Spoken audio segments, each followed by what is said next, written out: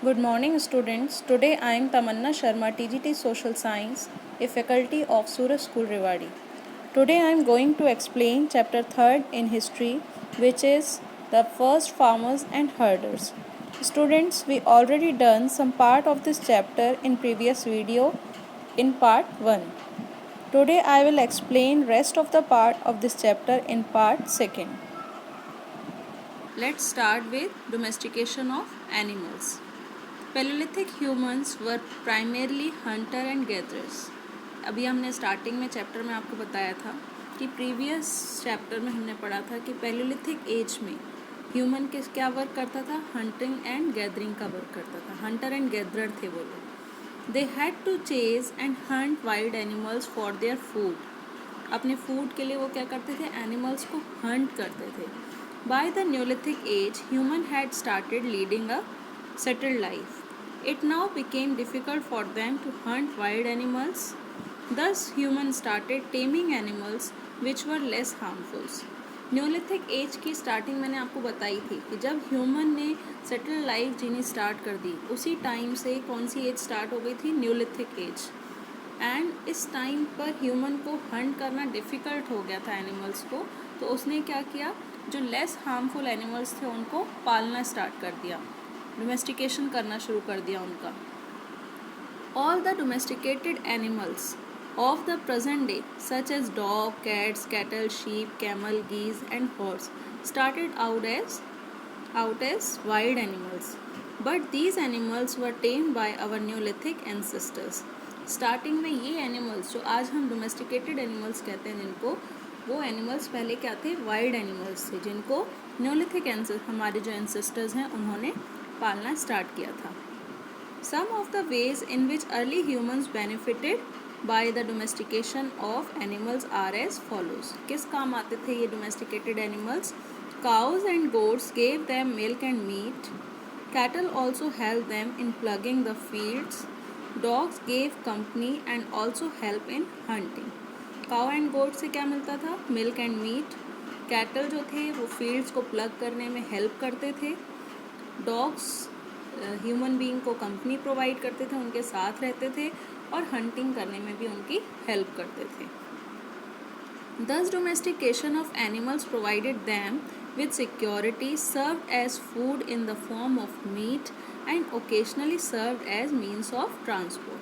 So domesticated animals क्या provide करते थे ह्यूमंस को? सिक्योरिटी प्रोवाइड करते थे, फूड प्रोवाइड करते थे और कभी कभी ओकेशनली वो ट्रांसपोर्ट के लिए भी उनके यूज़ में आते थे. Bones of sheep and goats have been found from neolithic site in Tekkalakota in Karnataka. Sheep and goats की जो बोन्स हैं वो हमें कुछ न्यूलिथिक साइट्स में मिली हैं. वो है तेकलाकोटा इन कर्नाटका. ये एक न्यूलिथिक साइट है जहाँ पर शीप और गोट्स की बोन्स मिले हैं. कैटल के रिमेन्स हमें कहाँ से एक्सपेक्टेड हुए हैं? Piklihal in Andhra Pradesh. It is clear? Okay. The animal which were domesticated were protected and nurtured by neolithic people. Our Neolithic ancestor moved the herds of animals from place to place in search of fresh pastures. So ये जो वो जिन animals को domesticated करते थे उनको nourish करने के लिए, उनको खाना खिलाने के लिए वो प्लेस टू प्लेस उनके पेस्चर के लिए, चारे के लिए घूमते थे कि फ्रेश कहीं उनको घास मिल जाए, तो चारा मिल जाए उनके लिए. तो इस तरह से जो अर्ली ह्यूमन है वो क्या बन गए?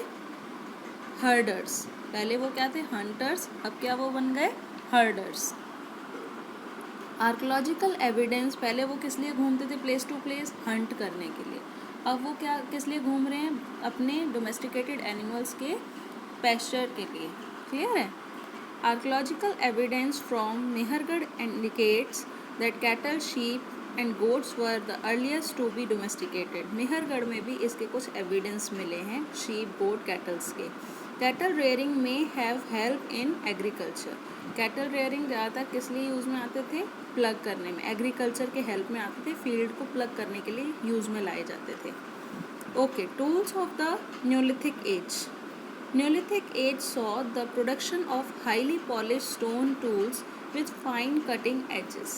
न्यूलिथिक साइट में जो हमें टूल्स मिलते हैं वो हाईली पॉलिश्ड स्टोन टूल्स होते थे और उनके एजेस जो होते थे वो भी काफ़ी शार्प और फाइन कटिंग के होते थे।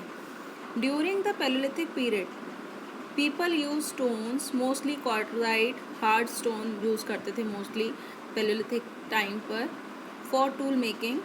दे also used basalt for making tools. The Neolithic humans made tools which aided them in farming like plugs, sickle and axes.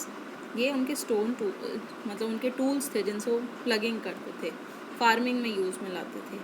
For grinding grain and other plant produce they used a rounded stone which was then placed on a large flat stone.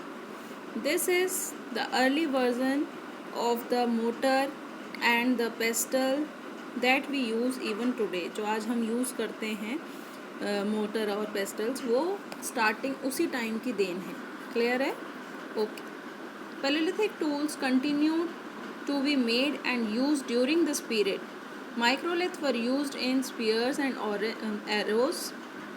Microliths were small, polished, sharp pieces of blade made of basalt and flint tied to a bone or wood for the purpose of good grip. Excavation conducted at various sites in India revealed the variety of tools which were in use. So students, neolithic age में palaeolithic tools और Mesolithic time के जो tools थे वो continuously बनाए जा रहे थे और यूज़ में भी लाए जा रहे थे। माइक्रोलिथ, जैसा मैंने आपको बताया था, स्मॉल पॉलिश्ड और शार्प पीसेस होते थे, उसमें ब्लेड्स यूज़ किए जाते थे। सो उनको बोन और वुड से टाइट करके, उनका पर्पस था कि एक गुड ग्रिप बन जाए, उस तरीके से यूज़ में लाया गया। Excavation conducted at various sites. India में जो न्यूलिथिक साइट्स हैं उसमें जो एक्सक्वेशन किए गए हैं उसमें हमें कई वैरायटी के टूल्स मिले हैं जो उस समय यूज़ में लाए जा रहे थे। For instance at the Burzahom and Gufkral, now modern day in Kashmir, जो आज कश्मीर में हैं, 2 साइट्स हैं न्यूलिथिक की, Burzahom and Gufkral. We find an extensive use of stone axes. यहाँ से हमें स्टोन एक्सेस के बहुत ज़्यादा यूजेस देखने को मिलते हैं। Stone blades and stone axes have also been found in the Deccan near Godavari region. Deccan जो गोदावरी रीजन के नियर है, वहाँ से हमें स्टोन ब्लेड्स और स्टोन एक्सेस मिले हैं। In the north east and Chota Nagpur plateau we have found stone celts, axes and chisels. Chota Nagpur प्लेटो से भी हमें कई न्यूलिथिक टूल्स मिले हैं। Tools made of bone have also been reported from neolithic site in Karnataka.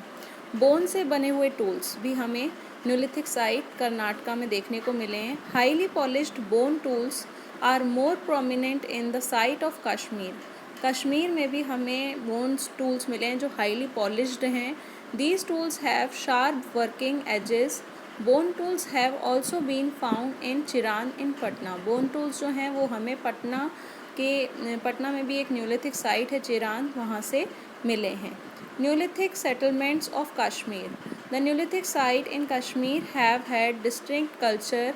The most important site in Kashmir is Burzahom which means the place of birch. जो कश्मीर में हमें Neolithic site मिली है उसका जो कल्चर है वो थोड़ा डिफरेंट है, और सबसे इम्पॉर्टेंट जो न्यूलिथिक साइट है वो है बुरजाहोम, जिसका मीनिंग है the place of birch. The neolithic people here lived on the lake side in pits. यहाँ पे लोग जो न्यूलिथिक पीपल थे वो कहाँ रहते थे? लेक साइड में रहते थे, पिट्स बना के। और they subsisted on hunting, fishing, economy and also practised agriculture. ये ज़्यादातर क्या करते थे? हंटिंग, फिशिंग करते थे और एग्रीकल्चर का वर्क करते थे। The other important Neolithic site in Kashmir is Gufkral, जो दूसरी न्यूलिथिक साइट है। फर्स्ट बुरजाहोम थी, सेकेंड गुफकराल, जिसका मीनिंग है the cave in potters, cave of potters. These sites are distinguished by their dwelling pits, wide range of ceramics, a variety of stone and bone tools, and the absolute absence of microlith. The bone tools were made of the horns of deer. ये ज़्यादातर यहाँ पर हमें bone tools मिले हैं, और ये जो बोन टूल्स हैं वो किससे बने हुए हैं? डियर की हॉर्न से। The only other place from where we found bone tools in India is Chirand in Bihar. और गुफकराल के अलावा ओनली एक चिरांद एक ऐसी जगह है जहाँ से हमें बोन टूल्स के एविडेंस मिले हैं। इन बुर्जा home the dog were buried with their master in their Graves. बुर्जा होम में जो डॉग्स होते थे उनको उनके मास्टर के ही ग्रेव्स में उनके साथ ही ब्यूरिड कर दिया जाता था। Neolithic settlement in South India. South India had the largest number of Neolithic settlement in the subcontinent because the easy availability of stone. South India में हमें कई Neolithic sites मिले हैं।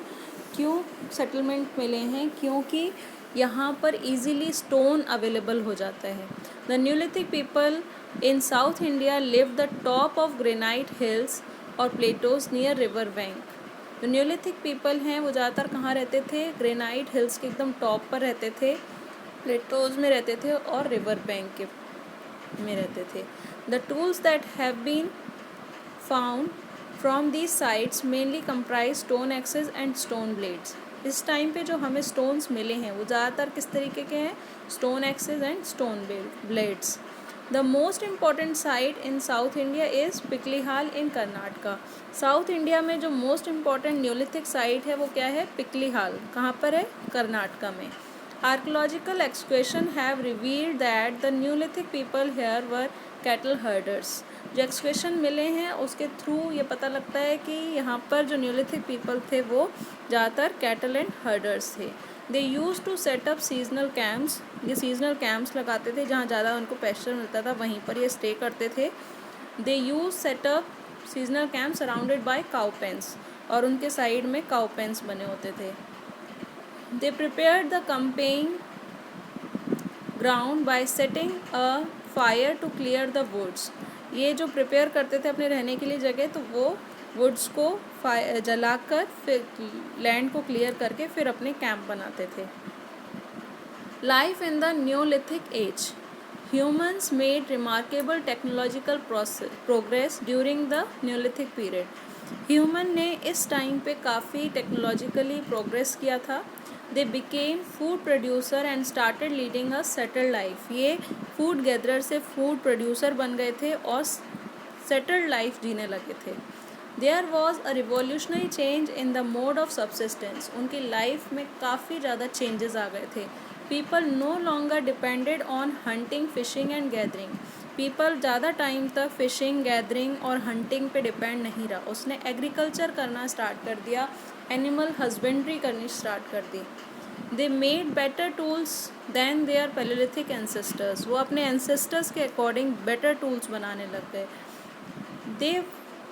They was pointed stone sets and tilling tools. They used the tools to build houses. वो अपने tools को अपने houses बनाने में भी यूज़ में लाने लगे। Neolithic people were farmers.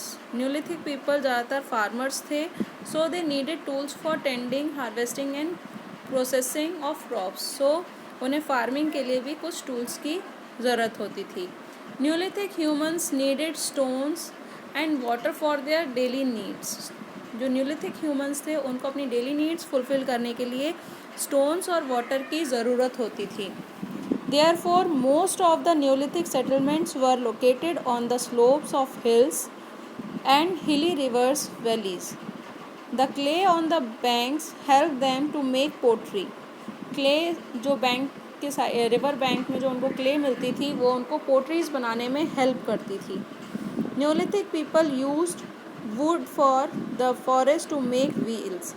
जो फॉरेस्ट से वो वुड कलेक्ट करके लाते थे वो उनको व्हील्स बनाने में यूज़ में लाते थे। Invention of the wheel further help them to move from one place to another. जो उन्होंने व्हील का इन्वेंशन किया उसके थ्रू उन्हें एक प्लेस से दूसरे प्लेस जाने में काफ़ी हेल्प हुई।